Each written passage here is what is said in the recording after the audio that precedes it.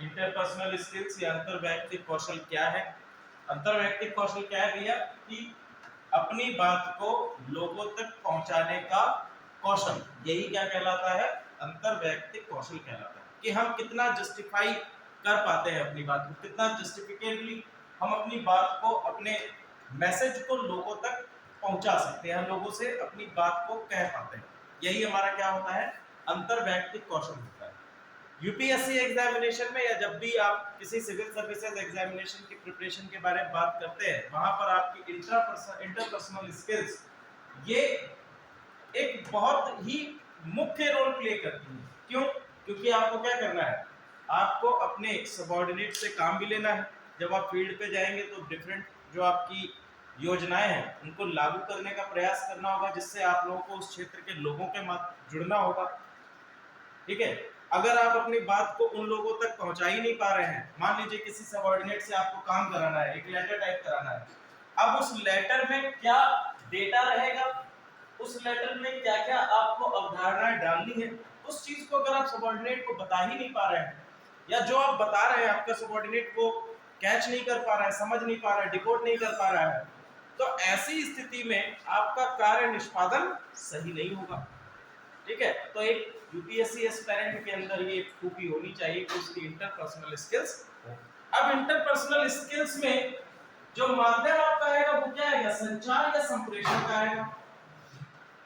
संचार या संप्रेषण का माध्यम आएगा। देखो इंग्लिश में दोनों को ही हमने बताया था कि दोनों को ही क्या कहते हैं? हम दोनों को ही कम्युनिकेशन कहते हैं। हिंदी में आकर इसका थोड़ा सा मतलब बदल जाता है। हमने कहा कि संचार क्या है? एक साइक्लिक प्रक्रिया है और संचार के कुछ घटक होते हैं। कौन कौन से घटक होते हैं? पहला आपका होता है प्रेषक। ठीक है? क्या होगा? प्रेषक होगा। अभी हम बताएंगे कि डिफरेंट आपके मॉडल्स भी हैं कि किसमें प्रेषक को प्रमुखता दी जाती है, किसमें एक संदेश को प्रमुखता दी जाती है, किस मॉडल के अंतर्गत उस पर आधारित क्वेश्चन बनते हैं। प्रेषक क्या करेगा? किसी एक संदेश को, अब प्रेषक है, प्रेषक क्या करेगा? संदेश भेजने के लिए एक आपका डेटा भी तो, एक आपका मीडियम डेटा भी तो होना चाहिए जो आपको भेजना है। ठीक है? तो ये क्या होगा? कम से कम एक संदेश होना चाहिए और वो संदेश किसको भेजा जाएगा? रिसीवर को भेजा जाएगा, जिसको हम लोग क्या कहते हैं? प्रापक या प्राप्तकर्ता बोलते हैं। प्रापक बोलते हैं या प्राप्तकर्ता बोलते हैं। तो प्रापक या प्राप्तकर्ता को एक संदेश भेजा जाएगा। अब ये प्रापक या प्राप्तकर्ता क्या करेगा? इस पर अपनी प्रतिपुष्टि करेगा, या हम कहेंगे जिसको इंग्लिश में क्या कहते हैं? फीडबैक। फीडबैक। तो ये प्रक्रिया किसकी होगी? संप्रेषण की प्रक्रिया होगी कि जब आपने एक संदेश भेजा और उस संदेश की प्रतिपुष्टि आपको प्राप्त हो गई। क्लियर है? ठीक है? अब ये संदेश की प्रतिपुष्टि प्राप्त करना संप्रेषण हो गया। तो संचार क्या है? संचार क्या है? कि प्रेषक ने एक संदेश को भेजा और प्राप्तकर्ता को प्राप्त हो गया, लेकिन प्राप्तकर्ता ने प्रतिपुष्टि नहीं करी। संचार आपका स्थापित हो गया, संचार आपने कर दिया, कम्युनिकेशन आपका एस्टैब्लिश हो गया। आपने मान लीजिए व्हाट्सएप पे किसी को एक मैसेज कर दिया, तो जो आपने बात लिखी वो तो आपका मैसेज है। माध्यम आपने क्या चुना? Electronic media. आपने अपने मैसेज को रिसीवर तक भेज दिया, लेकिन रिसीवर ने उसको देखा नहीं, या देख लिया तो उसने उसका रिप्लाई नहीं किया, प्रतिपुष्टि नहीं की। तो आपका संचार तो स्थापित, आप जो कहना चाह रहे थे उस व्यक्ति तक पहुंच गया, लेकिन उसने क्या अभी रिप्लाई नहीं किया। तो कहेंगे कि यहाँ पे एक कम्युनिकेशन या संप्रेषण नहीं स्टैब्लिश हुआ। तो अंतर समझ में आ रहा है दोनों को? दोनों का क्या अंतर है ये आपको समझ में आ रहा है? अब देखिए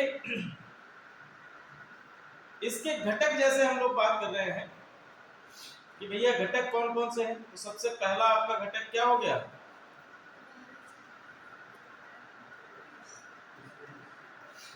सबसे पहला हमने घटक कह दिया कि सबसे पहला घटक है प्रेषक।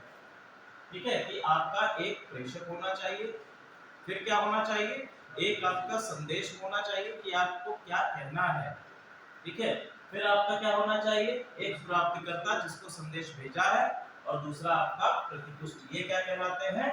ये संप्रेषण के घटक कहलाते हैं, फैक्टर्स ऑफ कम्युनिकेशन कहलाते हैं।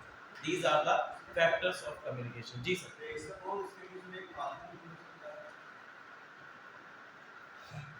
यहाँ पर आएगा आपका माध्यम, वो अभी हम लोग आगे आएंगे जब कोडिंग और डिकोडिंग में जाएंगे। कि जैसे मान लीजिए कि आपने संदेश भेजना है, आपने पेड़ देखा है, ठीक है, उसको हम लोग कहते हैं इनकोडिंग। जैसे आपने पेड़ देखा, अब आपको दूसरे व्यक्ति को बताना है कि मैंने एक पेड़ देखा, ठीक है, तो आप क्या करोगे? जैसे मान लीजिए ये पेड़ है, या तो आप आजकल तो हमारे पास मोबाइल, हमने पेड़ देखा, फोटो खींची, भेज दी, ठीक है, लेकिन अगर हम इसको इनकोड करें, इसको हम लोग क्या कहते हैं? Tree, TREE। अभी हम लोग इनकोडिंग में आएंगे, यही पे समझ लो, माध्यम में समझ में आ जाएगा। हमने कहा कि पेड़ को देखते ही हमारे दिमाग में आ जाता है कि ट्री। हिंदी में जैसे इनकोडिंग को कहा जाता है संकेतात्मक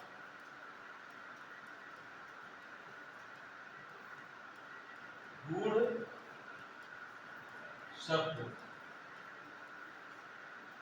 ठीक है। जैसे मान लीजिए ये आपका ट्री है, तो ये क्या है? संकेतात्मक आपकी इकाइयां हैं तो हैं जिसके माध्यम से हम इसको लिपिबद्ध कर लेते हैं, ठीक है, तो ये कहलाता है इनकोडिंग। क्या हो गई? इनकोडिंग हो गई। क्लियर है? अब आपने ट्री लिख के भेज दिया दूसरे व्यक्ति को, आपने दूसरे व्यक्ति पर क्या पहुंचा? ये ट्री पहुंचा? ये ट्री पहुंचा? नहीं पहुंचा, उसके पास तो ट्री पहुंचा, TREE। पेड़ किसने देखा? आपने देखा पेड़। जिस व्यक्ति को आप बता रहे हो उसको आप पेड़ थोड़ी दिखा रहे हो, उसको आप क्या कह रहे हो? ट्री। और जैसे ही आपने उससे ट्री कहा तो वो उस चीज को डिकोड कर लिया कि भाई ट्री का मतलब क्या है? एक हरा भरा पेड़। ट्री, आपसे कोई ट्री बोलता है तो तुरंत आपके दिमाग में आ जाता है कि ट्री क्या है? एक पेड़ जिसमें एक पत्तियां होंगी, एक तना होगा, पूरा हमारा माइंड बना हुआ है, तो वो हमारी होगी डिकोडिंग। और याद रखिए कि जब भी कोई प्रेषक संदेश भेजता है तो सबसे पहला आता है चरण इनकोडिंग का, इसको हम लोग संकेतात्मक गूढ़ शब्द कहते हैं। इसका क्या है पूरा मैं बताता हूं। एक हो गया आपका इनकोडिंग, ये किसकी तरफ से होगी? प्रेषक की तरफ से। और जब संदेश आपका पहुंच जाएगा, इनकोडिंग हो गई। इनकोडिंग के बाद आता है आपका माध्यम। अब संदेश भेजने का माध्यम क्या होगा? संदेश आपको भेजना है और संदेश भेजने का माध्यम क्या होगा? अब माध्यम का आधार हमको चुनने के लिए पहले तो ये समझना होगा कि भैया जो आपका संप्रेषण है, संचार है, वो किन किन चीजों के तौर पर हो सकता है। जैसे हमने कहा कि आपका संचार है वो 3 तरह से हो सकता है। पहला है आपका मौखिक, दूसरा है आपका लिखित, और तीसरा है आपका संकेतात्मक। मौखिक हो गया, लिखित हो गया, संकेतात्मक हो गया, या प्रतीकात्मक इसको कहते हैं, ठीक है, या सांकेतिक, ठीक है। मौखिक क्या है कि आपने किसी को बोलकर संकेत बता दिया, जिसको हम लोग इसको वर्तमान समय में इलेक्ट्रॉनिक मीडिया में ऑडियो भी कह सकते हैं। ऑडियो से भी आप जैसे व्हाट्सएप पे ऑडियो रिकॉर्ड करके भेज देते हैं, तो वो आपका मौखिक हो गया, आपने बोलकर कोई बात किसी को बता दी। अभी हमारे बीच जिस प्रकार का कम्युनिकेशन है वो क्या है? आपका मौखिक कम्युनिकेशन है, आप डायरेक्टली आपको बता रहे हैं। इसमें आपका ऑडियो विजुअल भी एक में आप शामिल हुआ है। ऑडियो विजुअल, आप जो है ऑडियो विजुअल के माध्यम से, आपका विजुअल भी है, ऑडियो भी है, दोनों चीजें, इससे माध्यम से आपका कम्युनिकेशन एस्टैब्लिश हो रहा है, ठीक है। अगला आ जाता है आपका लिखित। लिखित में आप एक लिपिबद्ध तरीके से इनकोडिंग करके क्या करते हैं? अपने संदेश को प्राप्तकर्ता तक पहुंचाते हैं। Different types of mediums are there. लिखित में भी जैसे आपका न्यूज़पेपर है जो मास मीडिया के अंतर्गत आता है, आपके मोबाइल फोन्स पे डिफरेंट चीजें आप पढ़ते हो, या चिट्ठी भी आपको लिखनी है, वो भी आपका लिखित माध्यम है। ईमेल आप किसी को भेज रहे हैं, वो भी आपका लिखित माध्यम है। व्हाट्सएप पे आप मैसेज कर रहे हैं, या इंस्टाग्राम पे मैसेज कर रहे हैं, फेसबुक पे कर रहे हैं, तो ये सभी क्या है? ये सभी आपके लिखित माध्यम के ये है संचार माध्यम है। फिर आता है संकेतात्मक या सांकेतिक। ठीक है, सांकेतिक या संकेतात्मक क्या है? सिंपल, मान लीजिए घर में कोई मेहमान आया, समोसे आए, आपका मन किया प्लेट से समोसे उठाने लगे और मम्मी ने इधर से आके गुरुजी, तो क्या है, उनको देखते ही क्या हमारे अंदर डर आ गया कि नहीं है समोसा नहीं है, नहीं खाएंगे, बाद में खाएंगे। ठीक है, तो ये जो डर का भाव आता है, ये एक प्रकार का संकेतात्मक इशारा ही तो है। या आप नॉड करते हैं, नॉड का मतलब सर हिलाना। ठीक है, कोई आपसे टीचर पूछता है हाँ समझ में आ रहा है, तो आप कह देते हैं हाँ आ रहा है। ठीक है, या नहीं समझ में आ रहा तो नहीं आ रहा। तो ये सभी क्या है, ये सभी संकेतात्मक तरीके होते हैं, माध्यम होते हैं, जिनके माध्यम से आपका संप्रेषण या आपका कम्युनिकेशन स्टैब्लिश होता है। क्लियर है यहां तक सारी चीजें? अब देखो, हमने कहा कि भैया ये जो साइकिल है, इस साइकिल में आपका माध्यम चूज करेगा। माध्यम क्या चूज करेगा? इन तीनों माध्यम में से मौखिक होना चाहिए, लिखित होना चाहिए। अभी और भी प्रकार होते हैं, जैसे ये तो आपका उसके आधार पर है कि किस प्रकार से, और भी आधार होते हैं संचार में डिवीजन करने के।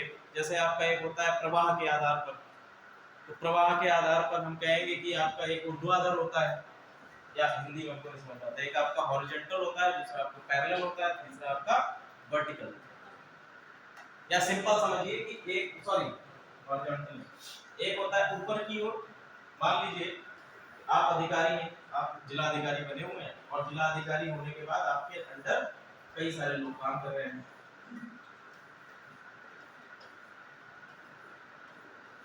समझ में आ रहा है? यहाँ पर आप बैठे हैं, मान लीजिए यहाँ पर बैठा है चिंटू, ये क्या है, ये जिला अधिकारी है सीतापुर जिले का, और इसके नीचे अलग अलग जो है इकाइयां बैठी हुई है। जिला अधिकारी महोदय गुस्सा ना हो जाए इस बात, हमारा नाम चिंटू बना दिया, कुछ नहीं कहेगा। चलो, तो इनको क्या करना है, इनको कम्युनिकेशन एस्टैब्लिश करना है अपने सबऑर्डिनेट से। ठीक है, तो जब हम सबऑर्डिनेट से अपना कम्युनिकेशन एस्टैब्लिश कर रहे हैं, तो क्या होगा, ये यहां पर पहली चीज क्या है कि ये आपका किसमें आता है, औपचारिक में।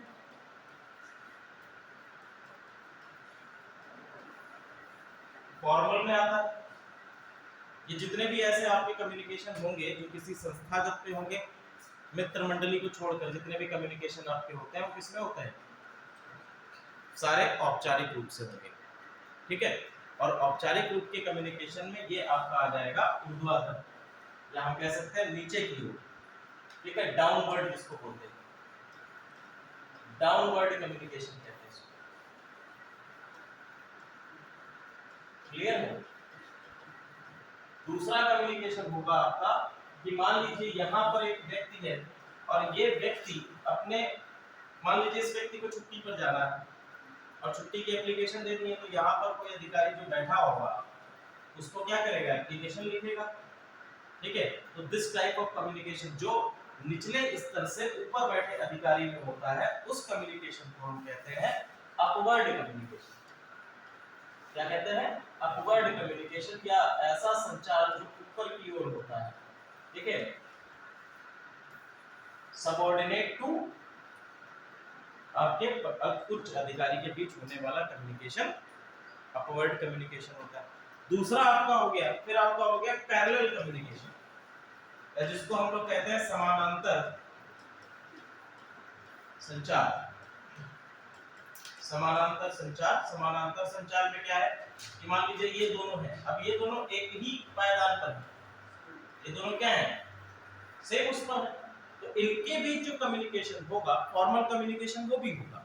ठीक है, इनके बीच लेकिन जो कम्युनिकेशन होगा जिस प्रकार का, वो आपका कैसा होगा, वो आपका पैरेलल कम्युनिकेशन होगा। ठीक है, पैरेलल कम्युनिकेशन।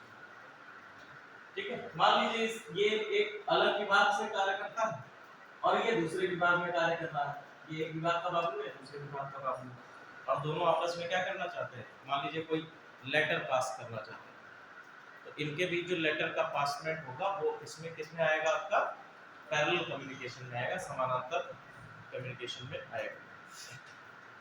टॉपिक डालो, समानांतर सॉरी संप्रेषण की विशेषताएं। देखो डायरेक्ट क्वेश्चन बनते हैं आपके कम्युनिकेशन से। सीधे सीधे संप्रेषण की विशेषताएं, characteristics of communication, characteristics of communication. यह द्विपक्षीय प्रक्रिया है।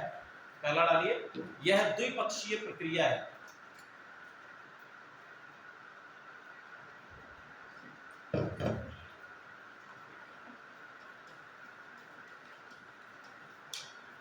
अब हमने कहा कि ये क्या है, एक द्विपक्षीय प्रक्रिया है। द्विपक्षीय प्रक्रिया कहने का क्या आशय है कि हमने कहा कम्युनिकेशन दो तरफा प्रक्रिया है, द्विपक्षीय प्रक्रिया है। इसको कहने का आशय ये है, हमने आपको भी बताया कि एक यहाँ पर क्या है, प्रेषक है, और दूसरा आपका क्या है, प्रापक है। प्रेषक है और प्रापक है। जब प्रेषक है प्रापक है तो एक व्यक्ति ये है, दूसरा व्यक्ति ये है, या हम कह सकते हैं कि एक पक्ष ये है, एक पक्ष ये है, और इन दोनों के बीच ही कम्युनिकेशन एस्टैब्लिश हो रहा है। अगर हम ये कहें कि अकेले एक व्यक्ति कम्युनिकेशन कर लेगा तो क्या संभव है? नहीं संभव है। ठीक है, तो कम्युनिकेशन होने के लिए, संचार होने के लिए कम से कम दो व्यक्तियों की आवश्यकता पड़ती है। इसी बेसिस पर हमने कहा कि द्विपक्षीय प्रक्रिया है। ठीक है, तो पहली विशेषता ये होगी। दूसरी विशेषता लिखिए,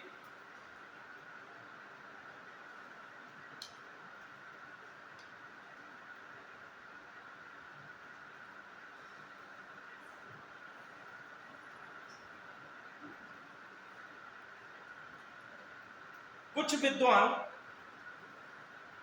अंतःवैयक्तिक संप्रेषण अंतःवैयक्तिक संप्रेषण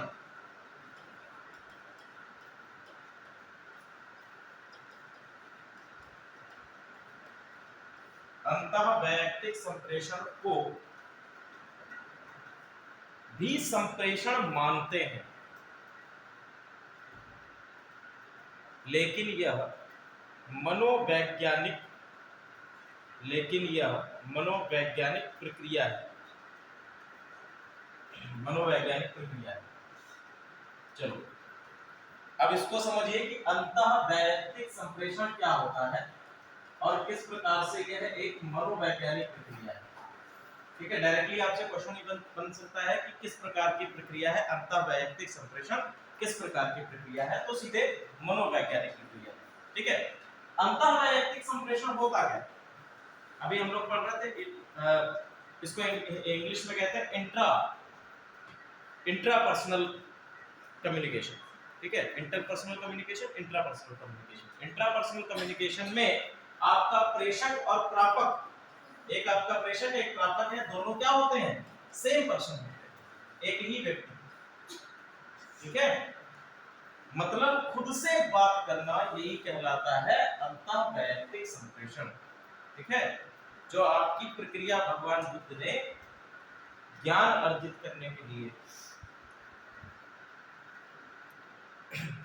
यूज करी थी, इस्तेमाल करी थी, उसको ही कहते हैं अंतःवैयक्तिक कम्युनिकेशन। ठीक है, अंतःवैयक्तिक कम्युनिकेशन क्या है, जब आप खुद से बात करते हैं, जब आप स्वयं से बात करते हैं, स्वयं अपनी कमियों, जैसे हम लोग कभी कभी होता है बैठते हैं कि हाँ भाई क्या एग्जाम दिया नहीं पास हुआ, तो हम लोग सोचते हैं कि ऐसी क्या कमी रह गई, फिर हम लोग उस पर विचार करते हैं, मंथन करते हैं कि कहाँ पर हमने मिस्टेक करी है, क्या क्या चीजें हैं। अब हम ही क्या करते हैं, हमने उस पर विचार किया और हम ही क्या करते हैं, अपने आप को फीडबैक भी दे देते हैं, तो कम्युनिकेशन एस्टैब्लिश हो गया। ठीक है, प्रॉब्लम भी हम ही ने जनरेट करी, प्रॉब्लम भी हम ही ने बताई, और फीडबैक भी उसका हमने खुद ही से निकाला। ठीक है, तो ये जनरेट हो गया। इसको क्या कहा गया है, इसको भी संप्रेषण की श्रेणी में रखा गया है, लेकिन क्या है, ये एक मनोवैज्ञानिक प्रक्रिया भी है। क्लियर है, सभी के द्वारा नहीं, कुछ पर्टिकुलर आपके विद्वान हैं, कुछ पर्टिकुलर स्कॉलर्स हैं, उनके द्वारा ऐसा कहा गया। तो समझ में आया कि अंतःवैयक्तिक संप्रेषण क्या होता है। इसके बाद नेक्स्ट लिखिए,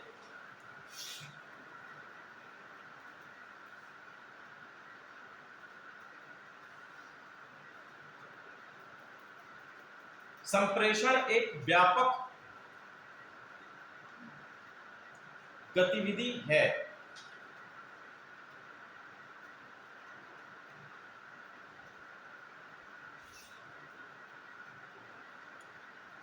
संप्रेषण एक व्यापक गतिविधि है यह व्यावसायिक संगठन के सभी कार्यात्मक क्षेत्र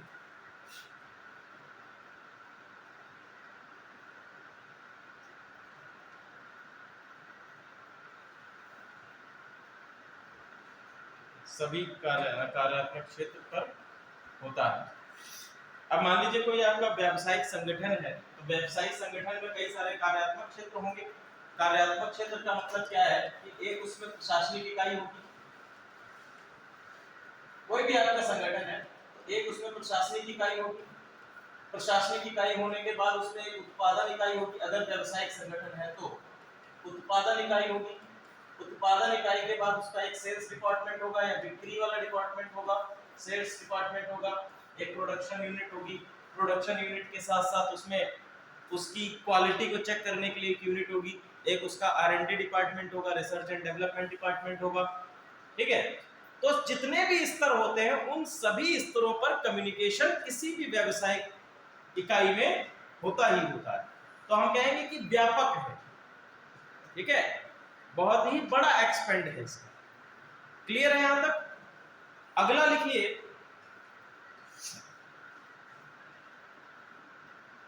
यह एक गतिशील प्रक्रिया है।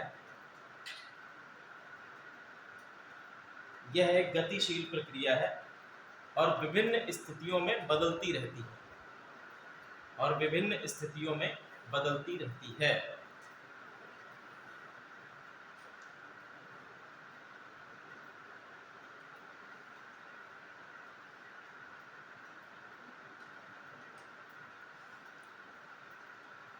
ठीक है, फिर लिखिए, यह एक चक्रीय प्रक्रिया। चक्रीय प्रक्रिया मैंने तो लिखवा ही दिया, पहले ही लिखवा दिया इसमें, नहीं लिखवाया तो लिख लो। यह एक चक्रीय प्रक्रिया है।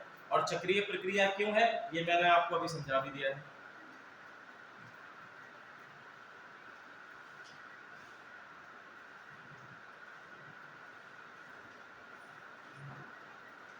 यह प्रबंधन का आधार है। संचार क्या है? प्रबंधन का आधार।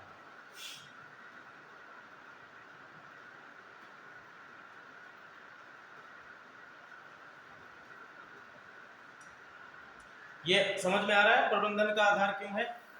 प्रबंधन का मतलब होता है मैनेजमेंट।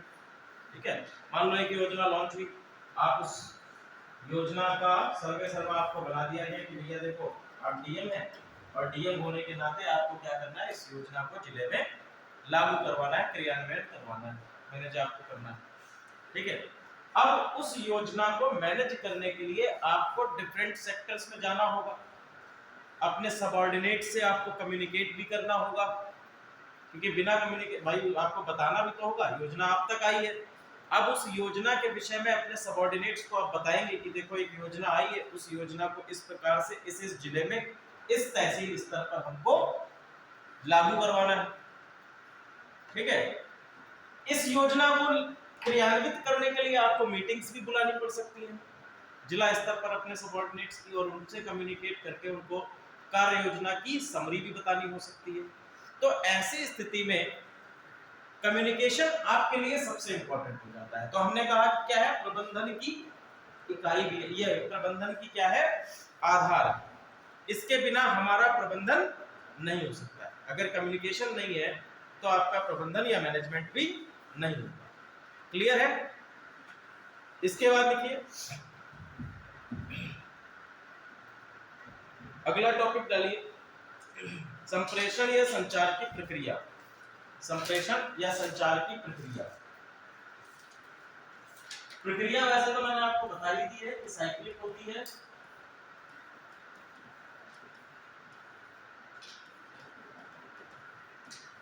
तो इसमें लिख लीजिए, इस पहला क्या है, ये क्या है, चक्रीय है। और चक्रीय होने के बाद इसमें आप इसका एक डायग्राम बना लीजिएगा। डायग्राम में एक तरफ आप बनाइए, यहाँ पर इस तरह से ब्लॉक बनाइए और इसमें लिखिए प्रेषक।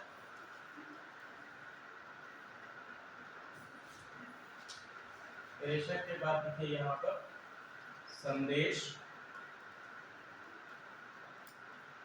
संदेश के बाद यहाँ पर लिख लीजिए प्रापक।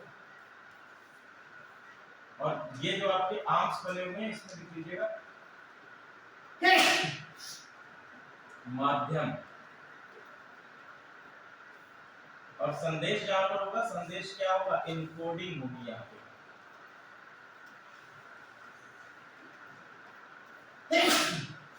प्रापक के पास जाकर क्या होगी, डिकोडिंग होगी।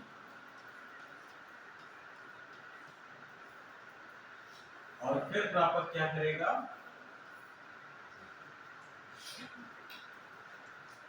प्रतिपुष्टि।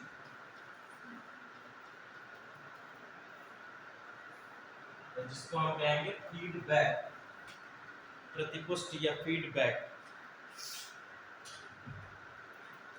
क्लियर है? यही आपकी क्या होती है, संप्रेषण प्रक्रिया होती है।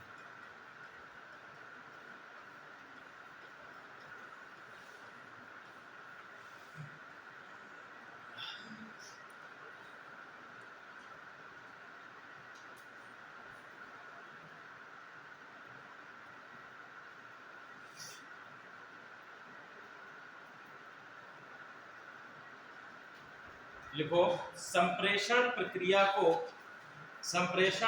को समझने में मुख्य आधारभूत 5 प्रश्न।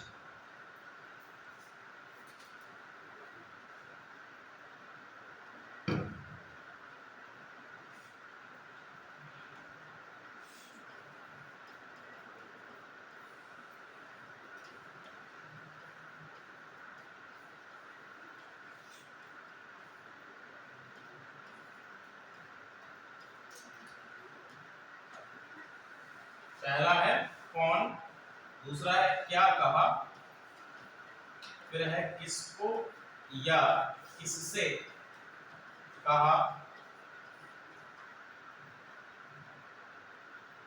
इसके बाद है कैसे या माध्यम क्या था, हाँ किस माध्यम द्वारा,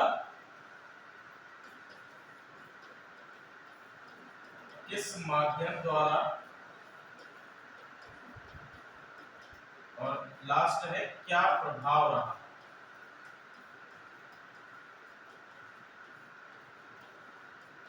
या सिंपल कह सकते हैं किस प्रभाव से।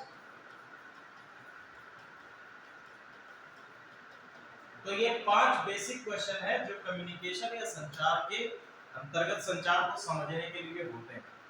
सबसे पहला जैसे हमने कहा कौन से क्या निकल के आ जाएगा। अगर हमने कहा एक कम्युनिकेशन हुआ है और कम्युनिकेशन में हमने ये प्रश्न डाल दिया कि भैया कौन, वेरी गुड, तो हमें क्या पता चल जाएगा कि प्रेषक कौन है या सेंडर कौन है। क्लियर है?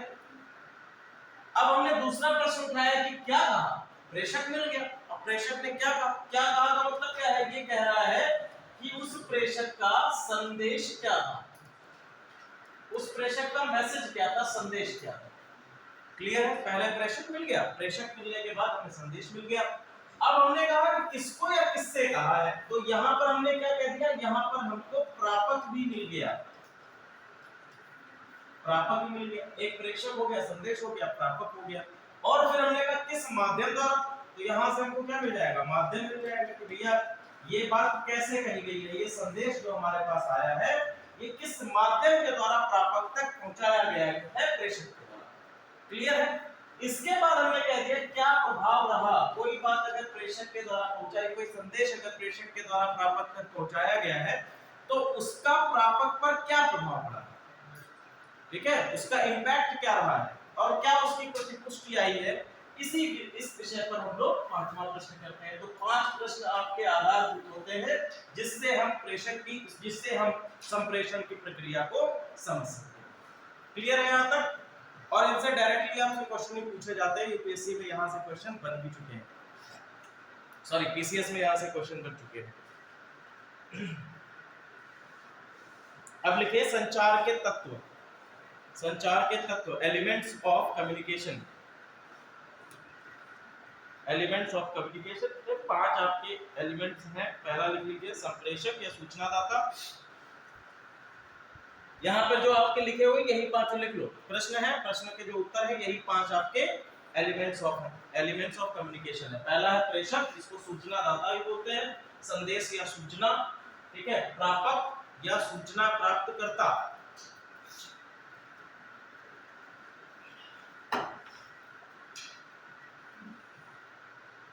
फटाफट लिखो 5, फिर आगे बढ़े।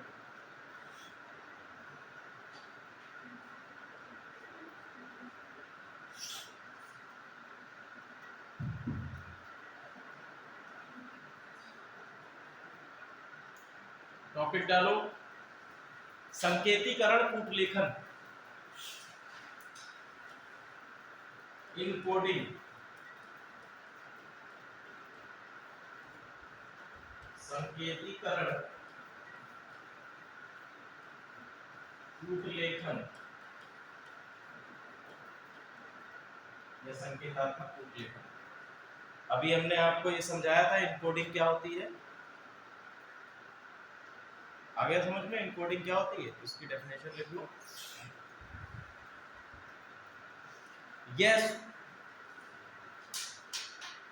यह सूचना को जिसे हम संसूचित करना चाहते हैं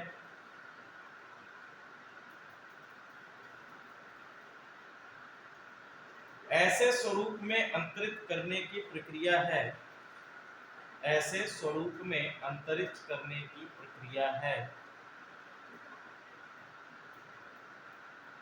अंतरित करने की प्रक्रिया है जिसे दूसरे पक्ष को भेजा जा सकता है, जिसे दूसरे पक्ष को भेजा जा सकता है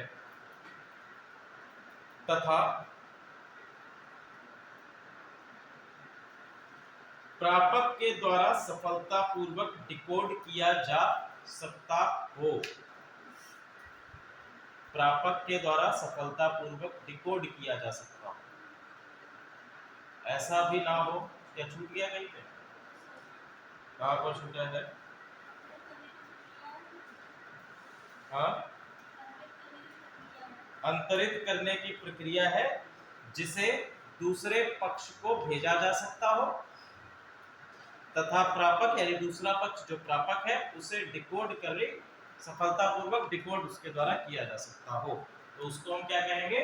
इनकोडिंग कहेंगे। ठीक है, ऐसा नहीं कि आपने देखा पेड़ और लिख के भेज दिया बैल, तो थोड़े ना डिकोड हो पाएगा।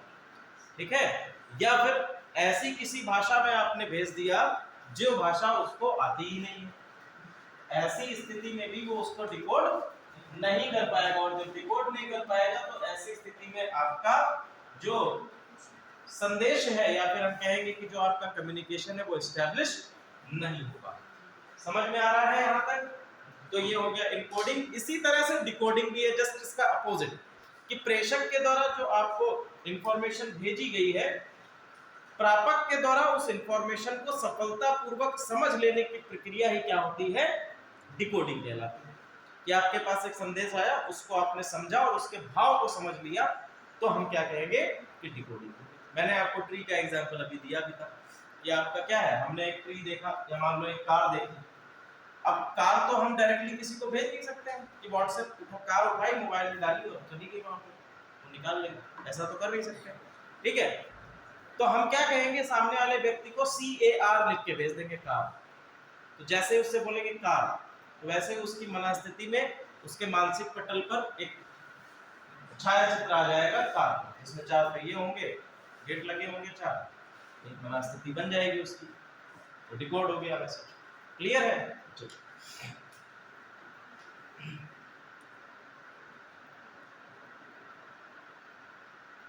अब कुछ आपके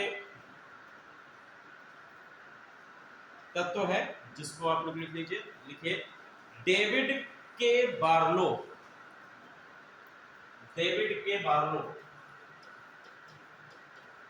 डेविड के बार्लो, ये आपके एक दार्शनिक है, इन्होंने संप्रेषण या आपके संचार के विषय में कई सारी बातें कही है। लिखिए, डेविड के बार्लो के अनुसार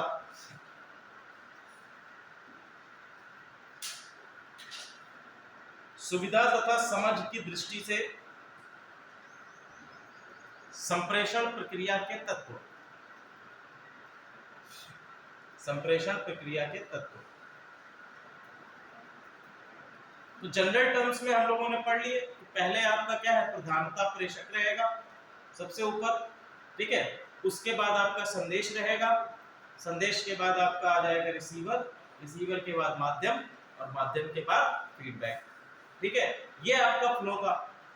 डेविड के बार्लो के अनुसार क्या है तत्व? डेविड के बार्लो के अनुसार अगर तत्व देखें तो सबसे प्रधानता इन्होंने दी है किसको? विचार को। इन्होंने संदेश नहीं दिया, इन्होंने विचार बोला या आइडिया बोला, ठीक है। आइडिया किसका होगा? किसका होगा? प्रेषक का आइडिया, ठीक है। तो यदि आपसे क्वेश्चन इस तरह से बनता है कि किस विचारक ने संप्रेषण के तत्वों में विचार या आइडिया, प्रेषक के आइडिया को प्रधानता दी है, तो आपको नाम लिख दीजिएगा कि डेविड के बार्लो के अनुसार विचारों को प्रधानता दी गई है संप्रेषण के तत्वों के अंदर। क्लियर है? चलिए, तो इन्होंने सबसे पहला लिखा विचार। विचार यानी कि एक संदेश, जो आपके मन में विचार आएंगे वही तो आप भेजोगे, वही तो आपका संदेश होगा। तो जनरल टर्म्स में हमने उसको संदेश बोला, डेविड के बारे में बोला कि वो एक विचार है, उसको प्रधान भी रखा। फिर इन्होंने कहा प्रेषक है, और प्रेषक के बाद है आपका प्राप्तकर्ता या प्रापक, फिर है माध्यम, बाकी सारी चीजें वही है, और फिर है आपका फीडबैक या प्रतिपुष्टि। क्लियर है? तो इसको आप ध्यान रखिएगा, ये भी क्वेश्चन आपका यूपीपीसीएस से बन चुका है डेविड के बार्लो के अनुसार।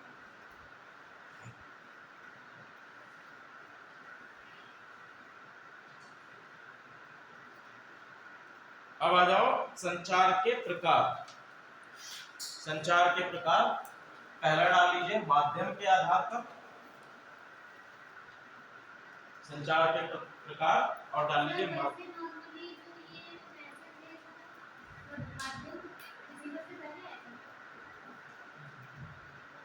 नहीं, हाँ वैसे अगर देखेंगे तो रिसीवर से पहले आएगा, क्योंकि रिसीवर तक पहुंचने से पहले जो आपका मीडियम है वो प्रेषक यूज कर लेगा।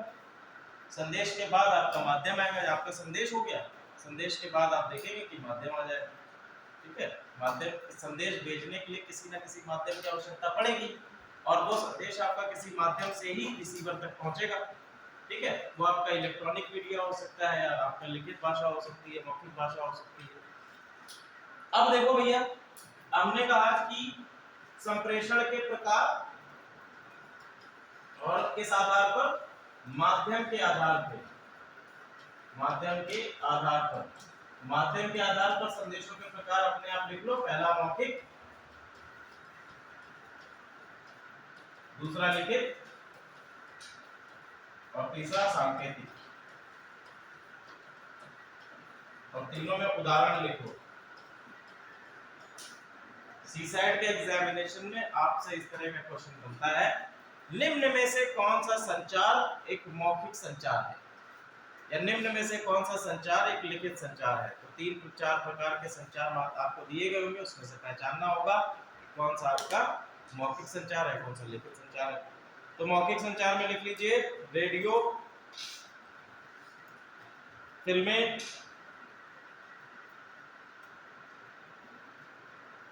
टेलीविजन, टेलीफोन,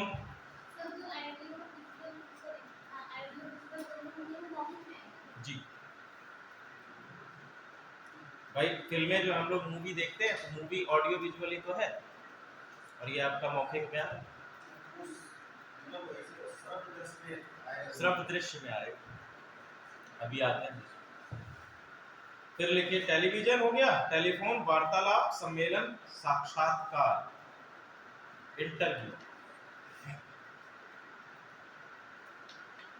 वार्तालाप, सम्मेलन, साक्षात्कार। लिखित में आप लोग उदाहरण लिख पाएंगे, पुस्तकें हैं, पत्रिकाएं हैं, समाचार पत्र हैं, इसके साथ साथ पोस्टर्स हैं, होर्डिंग्स हैं, साइन बोर्ड हैं, बुलेटिन, प्रपत्र, नियमावली, चार्ट, ये सभी क्या है आपके लिखित माध्यम के आधार पर। और तीसरा है आपका संकेतात्मक, मम्मी की डांट, ठीक है। अब लिखिए संचार के प्रकार प्रवाह के आधार पर। पहला है माध्यम, क्या है आपका और उसके माध्यम के बाद है प्रवाह। प्रवाह में मैंने आपको बताया था कि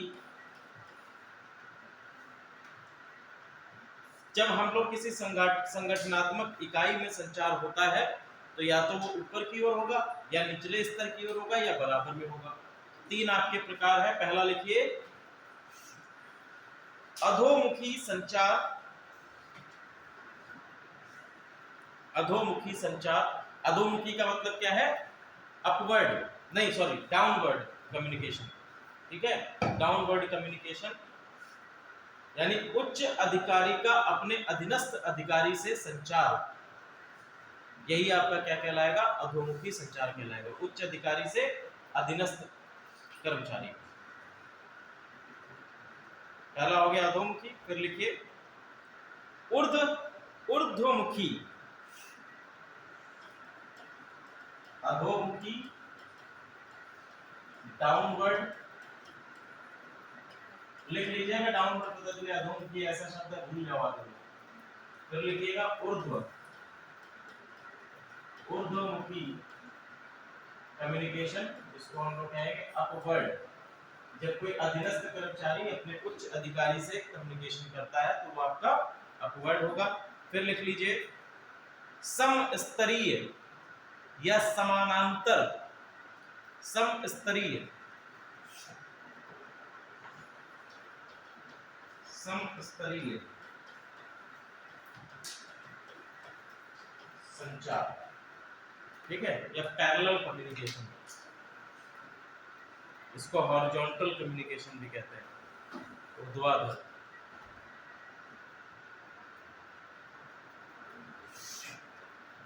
ठीक है, फिर लिख लीजिए अनौपचारिक और औपचारिक, ये दो प्रकार का कम्युनिकेशन होता है। इसमें कोई आप लोगों को बचपन से पढ़ते हैं। अनौपचारिक कम्युनिकेशन क्या होगा कि आप अपने फ्रेंड्स के साथ बैठे हैं तो फ्रेंड्स के साथ बैठने पर आपका किस प्रकार का कम्युनिकेशन होगा? जब हम लोग दोस्तों के साथ बैठते हैं, अरे यार चलो पीठ पर हाथ मारते हैं ऐसे, तो उनके बीच क्या सा कम्युनिकेशन हो रहा है? अनौपचारिक कम्युनिकेशन हो रहा है। कोई ऐसे बोलता है सर प्लीज आज एक चाय पिला दीजिए। ठीक है, इस प्रकार से हम लोग अपने दोस्तों में कम्युनिकेशन नहीं करते हैं। कुछ लोग तो वैसे तो गाली देकर भी चलो, ठीक है, मिलते हैं तो बिना गाली के बातें नहीं, और साले कितने दिन बाद मिल रहे हो। तो ये क्या है? एक प्रकार का अनौपचारिक कम्युनिकेशन होता है जब हम लोग अपनी मित्र मंडली में होते हैं। क्लियर है? इसमें एक नोट लिख लीजिए अनौपचारिक कम्युनिकेशन में।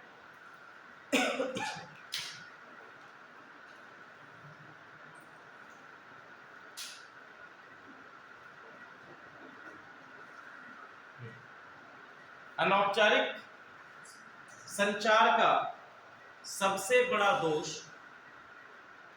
अनौपचारिक संचार का सबसे बड़ा दोष अफवाहों का फैलना है। अफवाहों का फैलना, ये क्वेश्चन आपसे बन सकता है और बन भी चुका है कि अनौपचारिक कम्युनिकेशन, अनौपचारिक संचार का सबसे बड़ा दोष क्या है? तो क्या है दोष? इसका ये है कि इससे अफवाहों का फैलाव अधिक होता है। क्लियर है? चलिए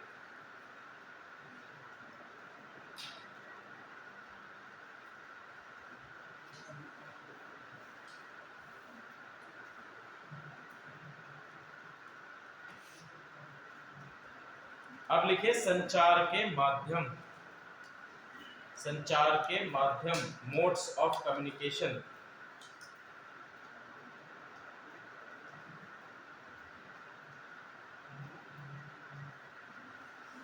पहला लिखिए श्रव्य माध्यम।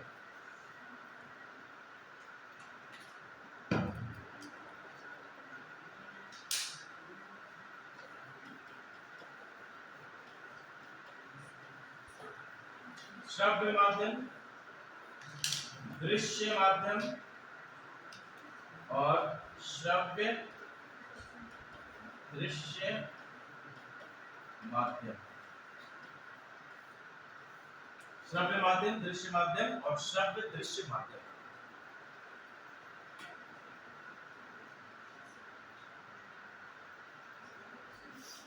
श्रव्य माध्यम आपको डायरेक्टली समझ में आ रहा है कि भैया जो हमने सुन लिया, जैसे रेडियो है तो रेडियो पे हमको क्या होता है, केवल और केवल सुनाई देता है। रेडियो पे एफएम आप लोगों ने बहुत सुना होगा बचपन में, ठीक है, वो उसमें बड़े वाले 3 साल पढ़ते थे, उसमें भोग बजा के किसी तरह से चला लेते थे, बहुत सुना है। इसके बाद आता है दृश्य माध्यम। दृश्य माध्यम जैसे आप समाचार पत्र पढ़ रहे हैं, तो समाचार पत्र में केवल और केवल आपको क्या दिख रहा है, दृश्य ही तो दिख रहा है। या मोबाइल पर आप कोई न्यूज़पेपर पढ़ रहे हैं या मोबाइल पर कुछ पढ़ रहे हैं, तो उसमें आपको केवल दृश्य का माध्यम है।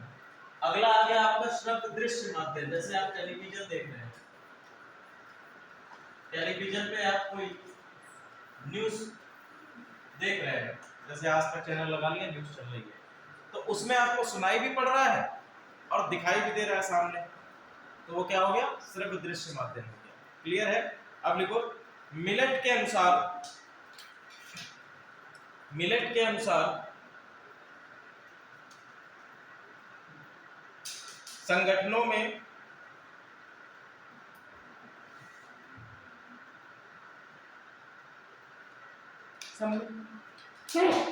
सम्मेलन विधि की महत्वपूर्ण उपयोगिताएं। सम्मेलन विधि की महत्वपूर्ण उपयोगिताएं, संचार की जो सम्मेलन विधि होती है उसकी क्या क्या उपयोगिता है, मिलेट ने बताई।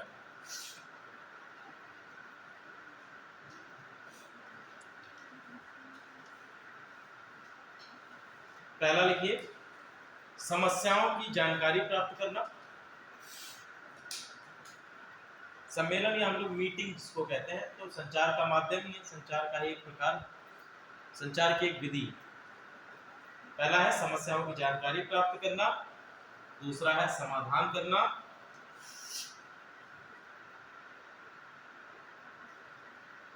दूसरा है समाधान करना, तीसरा निर्णय स्वीकृति तथा निष्पादन में सहायता करना। निर्णय स्वीकृति तथा निष्पादन में सहायता करना। जब भी आप अधिकारी बनेंगे, कोई आपको स्कीम या कोई निर्णय लेना है किसी पर्टिकुलर स्कीम के अंतर्गत, तो उससे प्रभावित होने वाले व्यक्तियों को आप अपने पास बुलाएंगे या आप स्वयं बैठे कमरे में बैठ के डिसीजन ले लेंगे? क्या करें?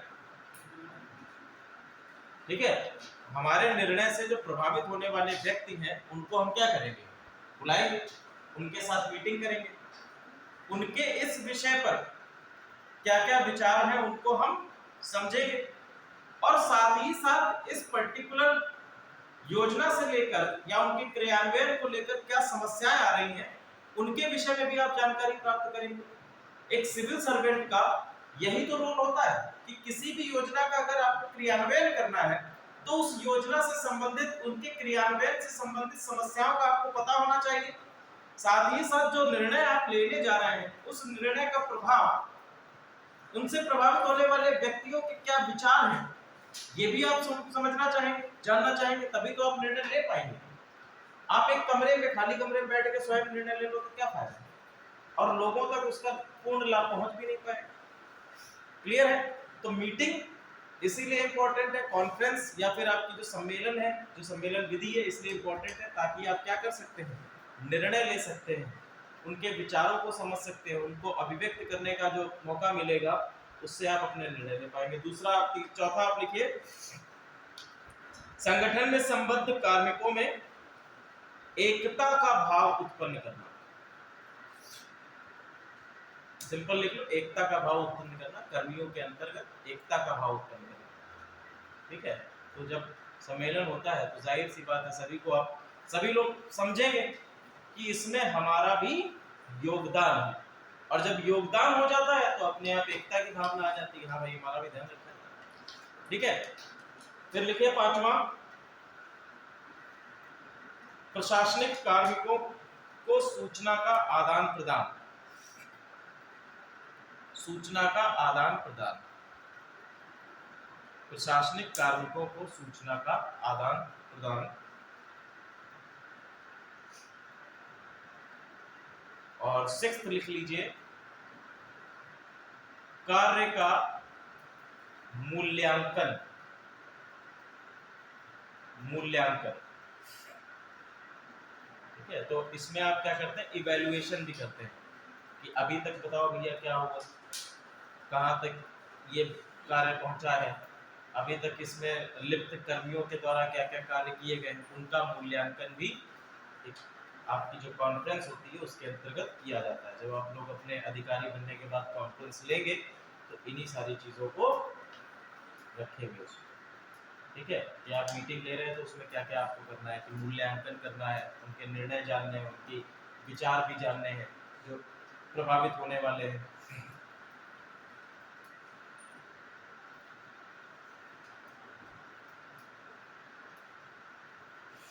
इसके बाद लिखिए नेक्स्ट, संचार की बाधाएं। यहां तक सारी चीजें हो गई। संचार की बाधाएं क्या क्या हो सकती हैं?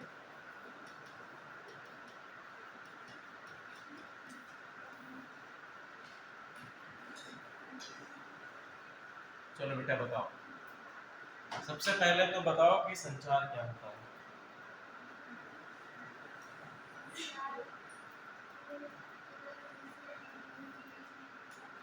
मम्मी ने खाना नहीं दिया, जोर से बोलो। ये एक बाधा है। हाँ, ये भी एक बाधा है। ठीक है,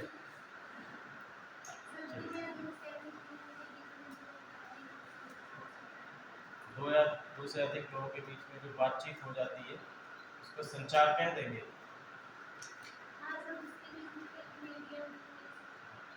बिल्कुल कहेंगे, संचार तो कहेंगे। ठीक है, अब ये बताइए कि संचार में क्या क्या बाधाएं हो सकती है। मान लीजिए दो लोग आपस में बातचीत कर रहे हैं,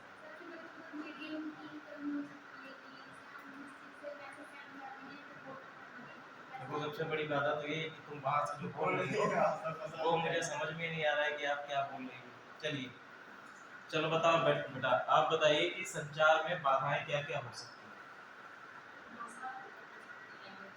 ठीक है, तो सबसे पहला आ गया भैया कि लैंग्वेज, भाषा।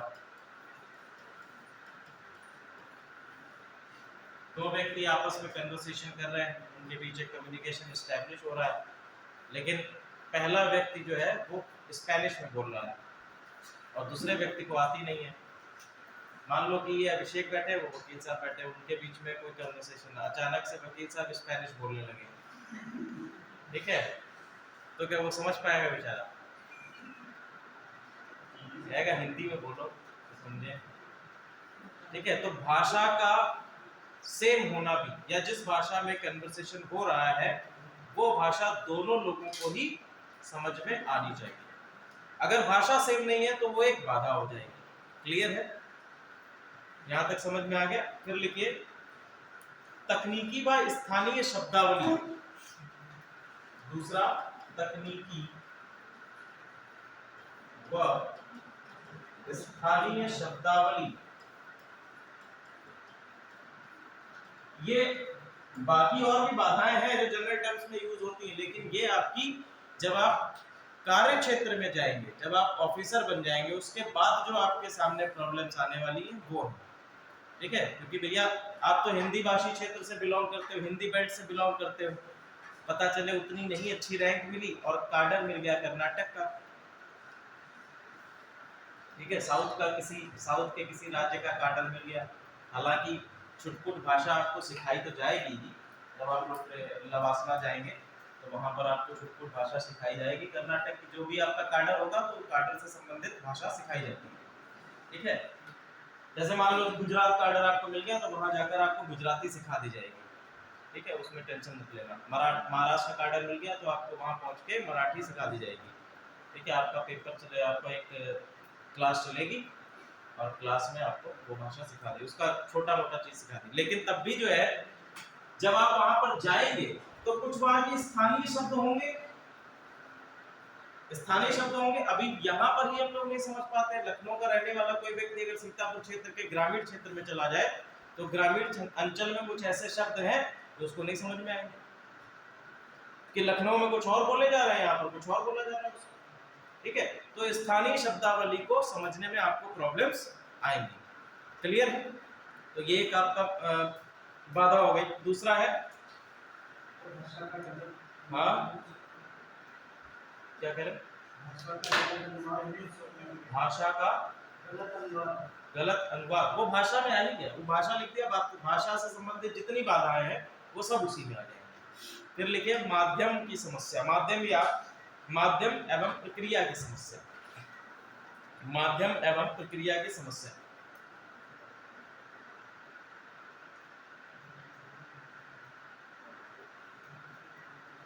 माध्यम एवं प्रक्रिया की समस्या।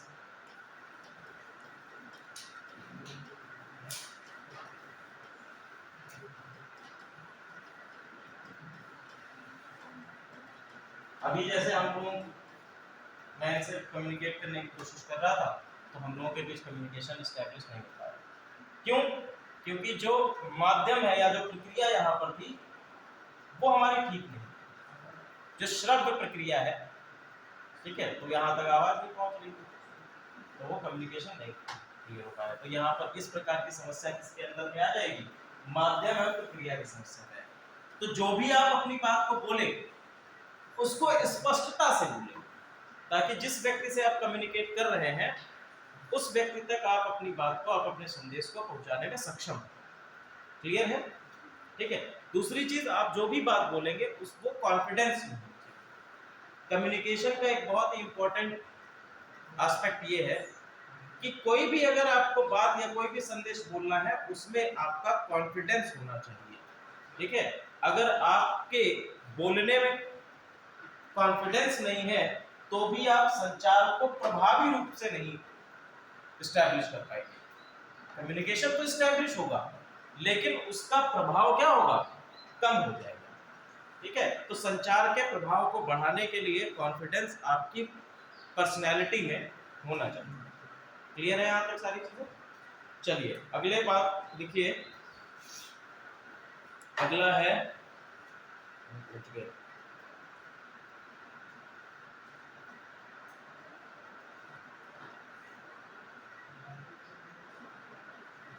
लिखिए टेरी के अनुसार, टेरी, टेरी एक दार्शनिक है, टेरी के अनुसार प्रभावी संचार के 8 सुझाव।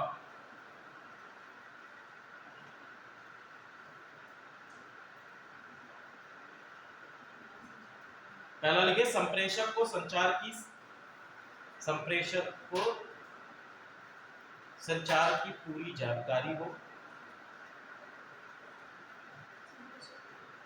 संप्रेषक को संचार की पूरी जानकारी हो।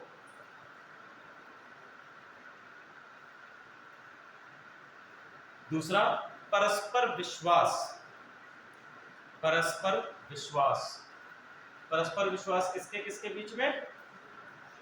प्रेषक और प्रापक के बीच में। ठीक है। जो दो लोग आपस में कम्युनिकेशन कर रहे हैं उसमें परस्पर विश्वास भी होना चाहिए। दूसरा, तीसरा लिखिए भाषा सरल और साधारण, सरल एवं साधारण भाषा, इससे भी हमारा संचार प्रभावी होगा।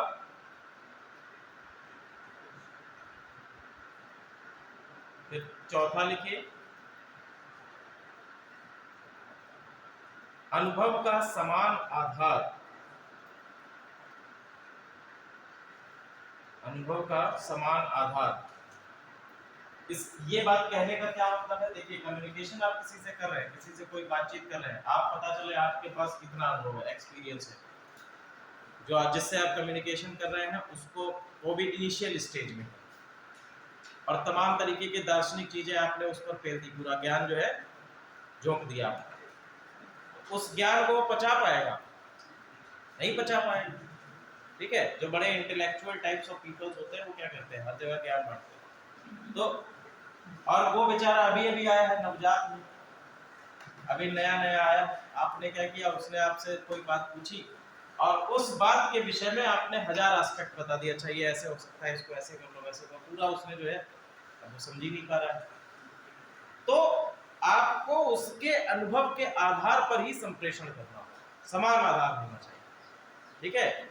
वो कहते हैं ना एक बात की, किसी के जूते में अपने आप को फिट करना या उसकी जगह पर अपने आप को रखना। ठीक है। तो उस प्रकार का संप्रेषण जब भी हम कम्युनिकेशन करें तो हम ये सामने वाले व्यक्ति के स्थान पर अपने आप को रखकर देख लें कि जो बात हम कह रहे हैं क्या वो समझ पाएगा, ठीक है। तो उस आधार पे कम्युनिकेशन होगा तो और अधिक प्रभावी कम्युनिकेशन एस्टैब्लिश हो सकता है, टेरी के अनुसार मैं बात करूं।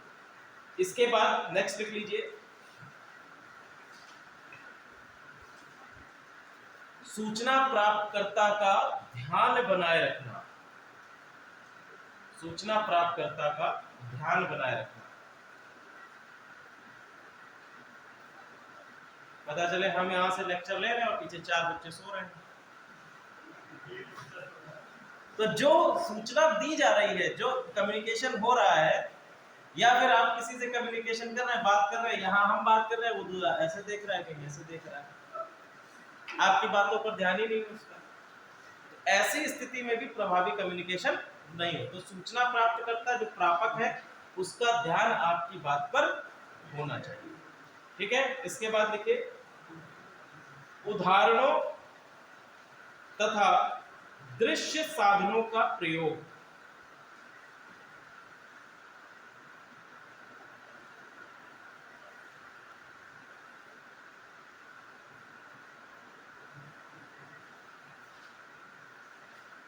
ये देखो सामने ही हम प्रभावी रूप से जो है संचार स्थापित नहीं हो पा रहा है। वो बेटा रात में कम सोई थी, घर के आस-पड़ोस जागरण था, चलो कोई बात नहीं, नींद आ जाती, मुझे भी आ जाती है। मैं भी जो हूँ IAS में पढ़ रहा था और उस समय एक क्लास चल रही थी स्पेस प्रोग्राम्स की। एक सर थे कासिम सर या ऐसे कुछ उनका नाम था, वो पढ़ा रहे थे। और IAS में क्या होता है कि एक क्लास में यहाँ तो छुट-पुट बच्चे बैठे हैं, वहाँ क्लास में कम से कम 500,000 बच्चे बैठते हैं। एक क्लास में पूरा हॉल है और इस तरीके की 4 टीवियाँ लगी हुई हैं ऊपर, 5वीं सर के पास लगी रहती है जो वहाँ पर। तो पीछे बैठ के देखो तो सर नहीं दिखाई देते हैं, टीवी पे देखो, हालांकि वो होते वहीं पर है, ठीक है। तो मैं गया एक दिन और पूरी क्लास में सोया मस्त तरीके से। क्लासों में बहुत हम लोग सोए, हिंदी की क्लास में खास तौर पे सो जाते थे। तो हिंदी वाले सर आते थे और बोलते थे कि कुछ और विषय का पढ़ लो लेकिन कम से कम सो मत मेरी क्लास में, ठीक है। चलो, उदाहरणों और दृश्य साधनों का प्रयोग कि आपको जब भी कोई बात एस्टैब्लिश करनी है, आपने एक तथ्य बोला और तथ्य से रिलेटेड उदाहरण भी दे दिया। इसके बाद नेक्स्ट लिख लीजिए, विलंबकारी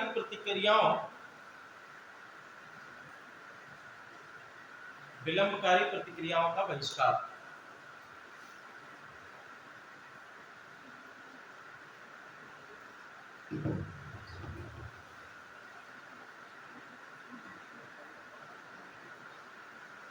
अब लिखिए, संप्रेषण से संबंधित मॉडल।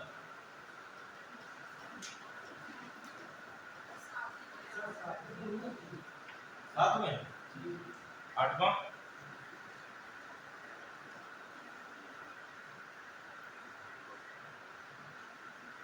साथी है इसमें 8 सुझाव है साथी, एक हम और बता देंगे ढूंढ डाल के। आगे लिख लीजिए, संप्रेषण से संबंधित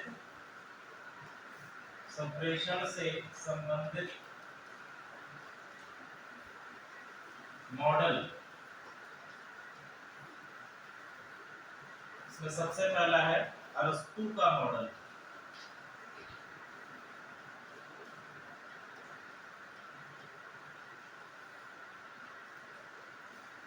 अरस्तू या एरिस्टोटल।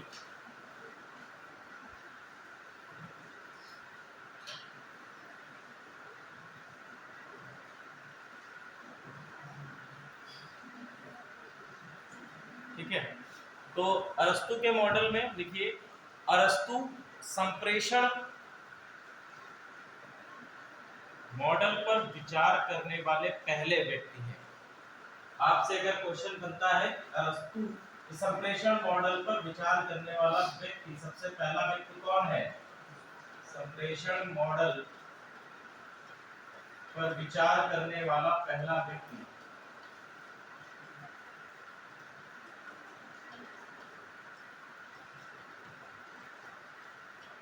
तो आपसे यदि ऐसा क्वेश्चन बनता है कि संप्रेषण मॉडल पर विचार करने वाला पहला व्यक्ति कौन है? अरस्तु। दूसरा पॉइंट लिखिए, अरस्तु के मॉडल के अनुसार प्रेषण को प्रधानता दी गई है। प्रेषण, यहां पे प्रेषक नहीं है, प्रेषण को प्रधानता दी गई है।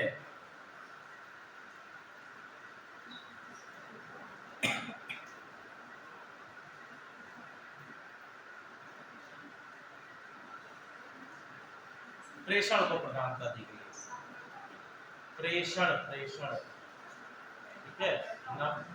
क्या प्रेषण का मतलब होता है कम्युनिकेशन, संचार, ठीक है?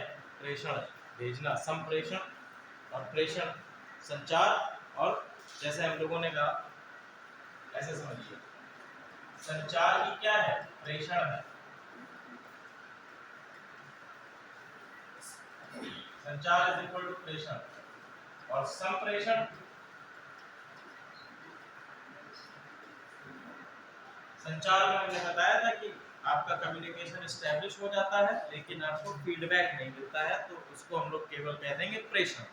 और जब फीडबैक मिल जाएगा तो संप्रेषण हो जाएगा, ठीक है? प्रेषण को इसमें क्या दी गई है? प्रधानता दी गई है। एक और हमने पहले देखा था कि आपका किसका था? बार्लो का। तो बार्लो में हमने देखा था कि उनके द्वारा जो आपका विचार है उसको प्रधानता दी गई है, और इनके द्वारा प्रधानता इनके मॉडल में किसको दी गई है? आपके प्रेषण को प्रधानता दी गई है। क्लियर है? इनके घटक, सॉरी, इनके जो आपका मॉडल है, मॉडल के अंतर्गत संप्रेषण के तत्व कौन कौन से हैं? तत्व वही रहेंगे आपके प्रेषक, प्रापक, सॉरी, प्रेषक, माध्यम, संदेश और प्रापक। इन्होंने फीडबैक को शामिल नहीं किया इसमें, ध्यान रखिएगा।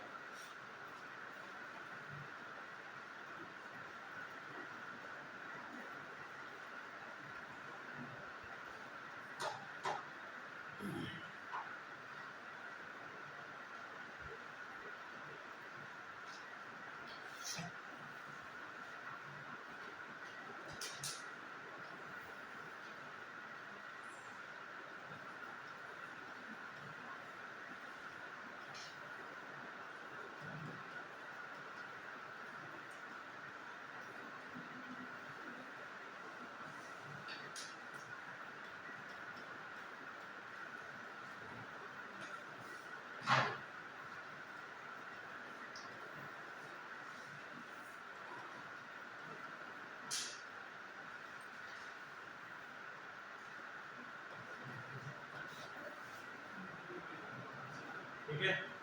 तो ये आपका पूरा मॉडल जो है एरिस्टोटल का आ जाता है, जिसमें आपके चार घटक आ गए। पहला आपका आ गया वक्ता, इसको हम कहेंगे स्पीकर है, या इसी को हम क्या कहेंगे?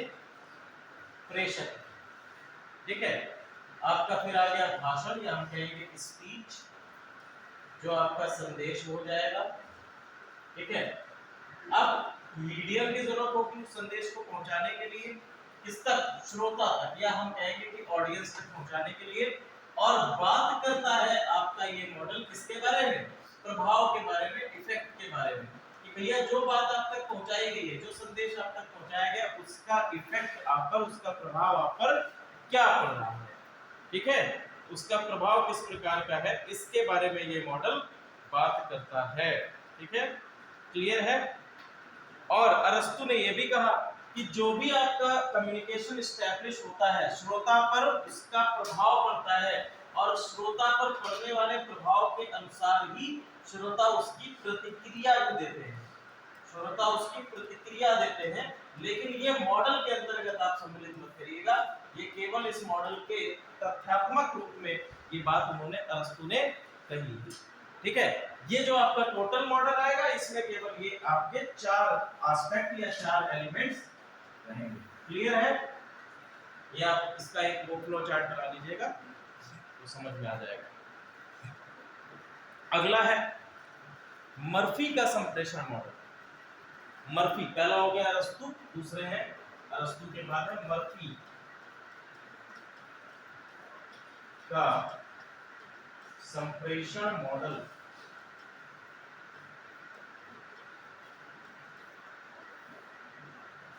मर्फी का संप्रेषण मॉडल।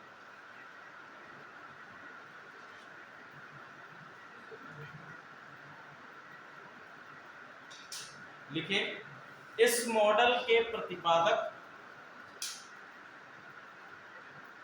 या यह है मॉडल मर्फी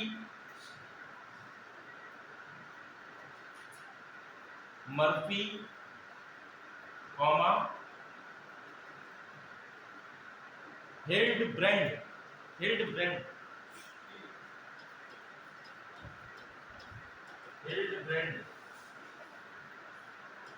कॉमा या तथा जेपी थॉमस के द्वारा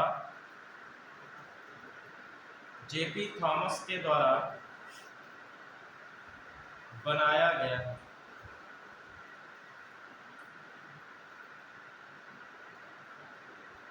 इसमें कुल 6 तत्व हैं। वैसे हमने 5 तत्व देखे थे, इनके मॉडल में 6 तत्व। ठीक है, एक नया तत्व बढ़ा है। सबसे पहला तत्व इसमें जो है, इन्होंने सबसे मर्फी के मॉडल का सबसे पहला तत्व है संदर्भ, कंटेक्स्ट। इन्होंने सबसे पहला तत्व क्या, इसको इन्होंने प्रधानता दी है कंटेक्स्ट को। ठीक है, किस कंटेक्स्ट में कोई बात कही जा रही है, किस कंटेक्स्ट में कोई आपका मैसेज किया जा रहा है। इसके बाद अगला आ जाता है संदेश वाहक। अगला क्या आ जाएगा, संदेश वाहक। यहां पर देखो संदेश वाहक आ गया है। बाकी मॉडल्स में हमने इसको क्या कहा था, प्रेषक कहा था। ठीक है, इन्होंने कहा कि ये संदेश वाहक है।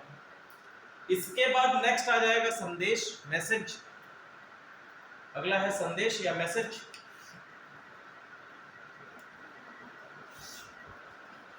संदेश या मैसेज। और इसके बाद है आपका प्रापक या प्राप्तकर्ता, सॉरी, इसके बाद है आपका माध्यम, और माध्यम के बाद है प्रापक या प्राप्तकर्ता, और प्रापक या प्राप्तकर्ता के बाद है प्रतिक्रिया अथवा प्रतिपुष्टि।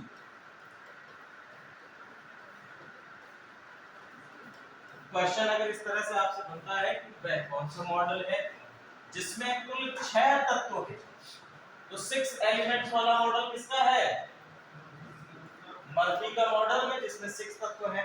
कौन सा तत्व इसमें एक्स्ट्रा है, संदर्भ। ठीक है, इस संदेश या कोई भी आपका कम्युनिकेशन है, किस संदर्भ में बात हो रही है इनका, और इसी में संदर्भ को इनके द्वारा प्रधानता भी दी गई है। चलिए,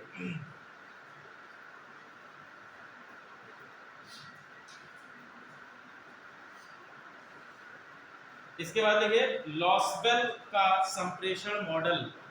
लॉसबेल का संप्रेषण मॉडल,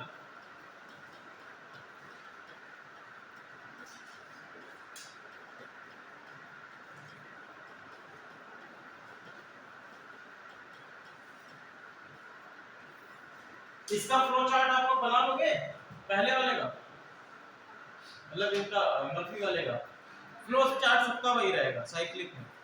क्लियर है, फ्लो चार्ट सबका वही रहेगा। अगला है लॉसबेल का संप्रेषण मॉडल। देखो अरस्तु वाले में डायरेक्ट हम लोगों ने इसलिए बना दिया था क्योंकि उन्होंने प्रतिक्रिया को बात नहीं करी, और जब प्रतिक्रिया नहीं होगी तो साइक्लिक आएगा नहीं। क्लियर है, तो वो डायरेक्ट फ्लो था।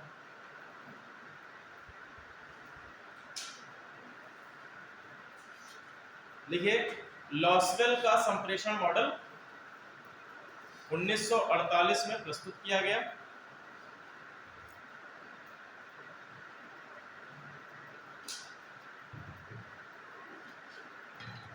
दुनिया का पहला व्यवस्थित मॉडल, यह दुनिया का पहला व्यवस्थित मॉडल है।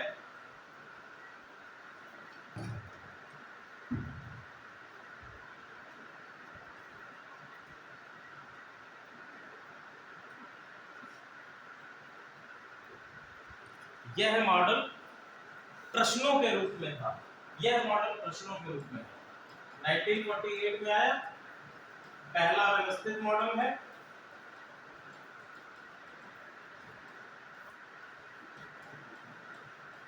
और जो आधारभूत 5 प्रश्न हमने पढ़े थे वही आपके लॉसवेल के मॉडल से संबंधित है। सबसे पहला प्रश्न था कौन,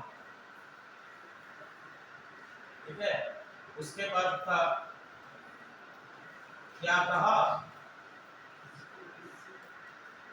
और क्या कहा के बाद क्या था, किसको कहा या किससे कहा, किससे कहा, और फिर आपका आता है किस माध्यम के द्वारा कहा,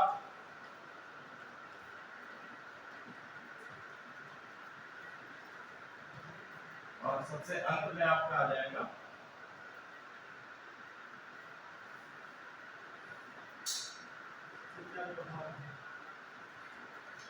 इसके कहने का, इसके संदेश का प्रभाव क्या था। ठीक है, तो बेसिकली लॉसवेल का मॉडल किस पर है, प्रश्नों पर आधारित है।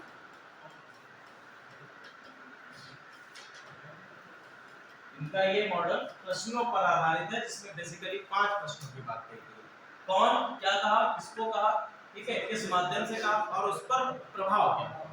ठीक है, ये हमारा किसका मॉडल है, यह है लॉसवेल का मॉडल। क्लियर है यहाँ तक। चलो, लॉसवेल के मॉडल के बाद आ जाइए। अच्छा, इसमें कुछ तथ्यात्मक चीजें हैं कि सबसे पहले पहला व्यवस्थित मॉडल है, ठीक है, क्या है, पहला ऑर्गेनाइज्ड मॉडल है, विश्व का, दुनिया का पहला व्यवस्थित मॉडल है। क्वेश्चन आपसे बनता है कि दुनिया का पहला या सबसे प्रथम व्यवस्थित मॉडल कौन सा है संप्रेषण का, तो आपका आ जाएगा कि लॉसवेल का मॉडल, लॉसवेल का संप्रेषण मॉडल दुनिया का पहला व्यवस्थित मॉडल है। समझ में आ गया यहाँ तक।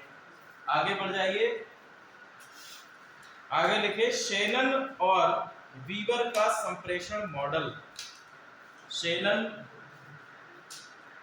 और वीवर का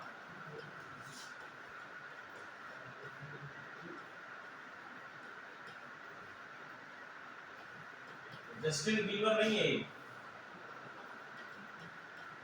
संप्रेषण मॉडल।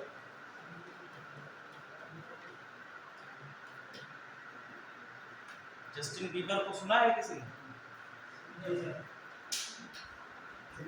हॉलीवुड का सिंगर है जस्टिन बीबर, ठीक है। वो म्यूजिक में कोई टेस्ट कुछ नहीं, सुनना चाहिए। संगीत जो है हर व्यक्ति को सुनना चाहिए, दिन में एक आध गाने जो है सुन लेने चाहिए। इससे क्या होता है कि मन को शांति मिलती है, अच्छा लगता है, थोड़ा मन जो है उथल पुथल मची रहती है। संगीत हमेशा ही व्यक्ति को स्फूर्ति प्रदान करता है, ठीक है।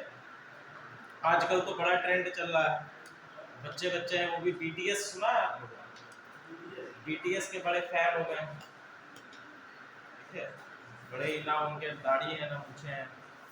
बीटीएस के लोगों को देखा है, कोरिया का एक आपका ग्रुप है, कोरियन आपका सिंगर ग्रुप है, बैंड है बीटीएस, बहुत ही फेमस है आजकल। उसमें 5 सदस्य है और 5 सदस्य से ने मिलकर एक बैंड बनाया हुआ है। भारत के लोग भी बहुत फेमस रूप से उसको देख रहे हैं आजकल। बच्चे जो आपके 4-5 साल के बच्चे हैं वो बीटीएस का, मेरी भांजी है 4-5 साल की, वो भी बीटीएस का काफ़ी फैन है। वो यूट्यूब पे मोबाइल में बीटीएस ही देखा करती है दिन भर। बैग भी उसने लिया है तो उस पर भी बीटीएस बने हुए हैं पीछे 5 ठीक है। उनके एसेसरीज भी आनी शुरू हो गई, चाइना बना रहा है, भारत में फेमस कर रहे हैं। चलो आगे हमारा शेनन या वीवर का संप्रेषण मॉडल, और इसको कहा जाता है टेलीफोन मॉडल। लिख लो, इसे टेलीफोन मॉडल भी कहा जाता है।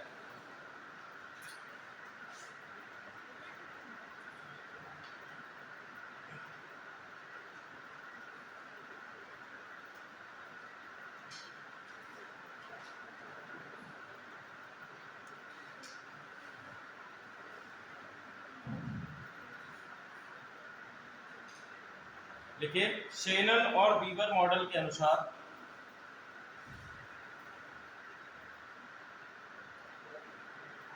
शेनन और वीवर मॉडल के अनुसार संदेश वास्तव में उस व्यक्ति से उत्पन्न होता है जिसके पास विचार और जानकारी होती है, जिसके पास विचार और जानकारी होती है। सही कहा इन्होंने या गलत कहा?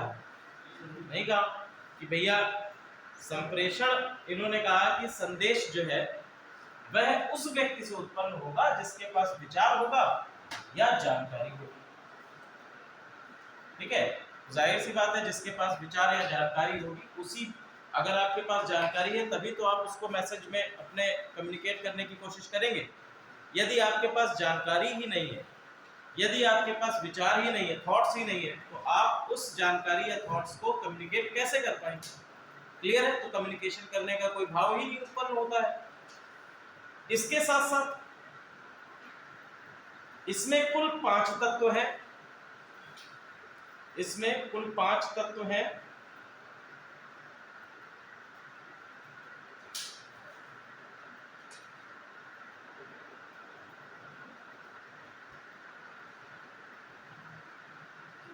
पांच तत्व लिख लीजिए। सूचना स्रोत, सूचना स्रोत,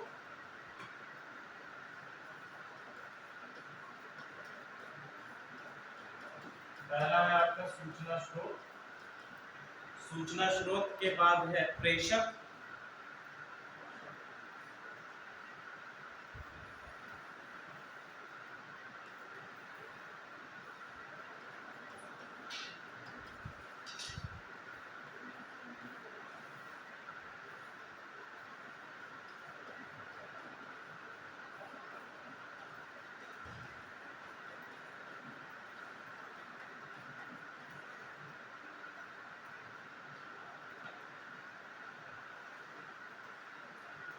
फिर है कोलाहल या शोर स्रोत। अभी इसको समझाते हैं। ठीक है, इसके बाद आ जाएगा प्राप्तकर्ता,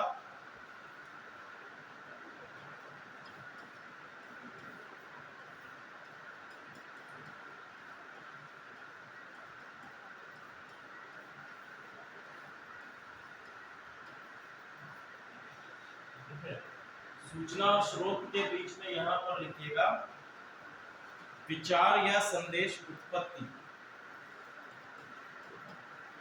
विचार या संदेश उत्पत्ति इस चरण में है। फिर प्रेषक के बाद नेक्स्ट चरण में है संदेश प्रेषण, संप्रेषण माध्यम, यहाँ पर आपका माध्यम आ जाएगा। और जब माध्यम में एक संदेश जाएगा तो बेसिकली उसके कोलाहल या स्रोत जैसे चीजों से भी गुजरेगा, जिससे कि संदेश की प्रकृति पर कुछ प्रभाव पड़ सकते हैं। क्लियर है? बेसिकली ये होता है मौखिक स्रोत के, मौखिक जब आपका कम्युनिकेशन होता है उसमें ये चीज आ जाती है। इसके बाद है संकेतों की प्राप्ति और संदेश का पहुंचना, संकेतों की प्राप्ति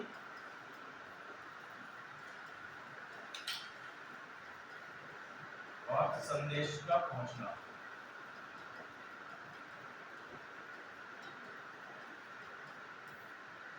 ये आपका क्या है, शेलन वीवर का संप्रेषण मॉडल इस प्रकार का। क्लियर है?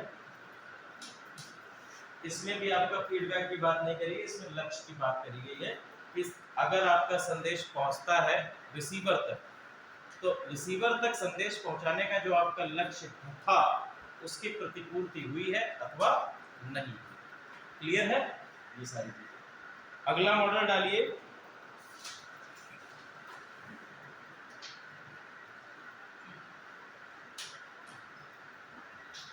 दो मॉडल और लिख लीजिए। पहला है शेनन वीवर का, हो गया, मर्फी भी हो गया है। लिखिए बलों का, बार्लो, बार्लो, अभी जो हमने लिखा है बार्लो का संप्रेषण मॉडल, बार्लो का संप्रेषण model, communication model of Barlow.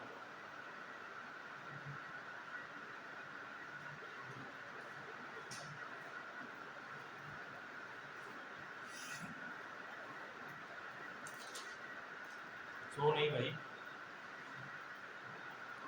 Barlow का संप्रेषण मॉडल SMCR, बार्लो, और ये काम किस पर करता है? SMCR पर काम करता है। S फॉर सेंडर नहीं, S फॉर है सोर्स, हाँ सोर्स, स्रोत, source, message, C for channel, channel मतलब मीडियम या माध्यम, और R फॉर है रिसीवर, प्राप्त करना।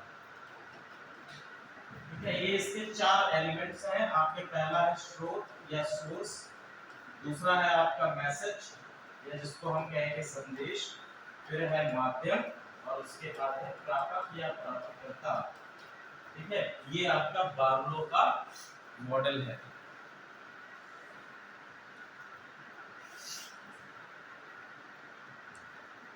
चलिए, 1960 में ये मॉडल आया, बार्लो का मॉडल, 1960 में। इसके बाद थोड़ी बहुत चीजें हैं कि अंतर्वैयक्तिक कौशल के लाभ क्या है, कम्युनिकेशन के क्या लाभ हैं, तो उतना आप लोगों को गहराई में जाने की आवश्यकता है नहीं। इतना आपके कम्युनिकेशन में इतना ही कोर्स था और यहाँ तक हम लोगों ने कंप्लीट कर लिया। ज्यादातर क्वेश्चंस इसी से आपके फंसेंगे, कम्युनिकेशन से। कुछ एक क्वेश्चन रिसर्च बेसिस पे भी आपके पीसीएस में आने लगे हैं, जिसमें आपको जो हम लोगों के पीएचडी वगैरह के क्वेश्चंस रहते हैं रिसर्च के, उस टाइप के कुछ क्वेश्चन जो है अभी वर्तमान समय में आने लगे हैं पीसीएस के सीसैट में। तो अगर होगा तो कुछ ऐसे क्वेश्चंस हम लोग क्लास में किसी दिन करा लेंगे। क्लियर है? बाकी कल आप लोगों की क्लास है प्राचीन भारतीय इतिहास की, तो आप लोग ये बताइए, क्योंकि 10 तारीख तक ही हम लोगों का ये चल रहा है, इसको बंद करो।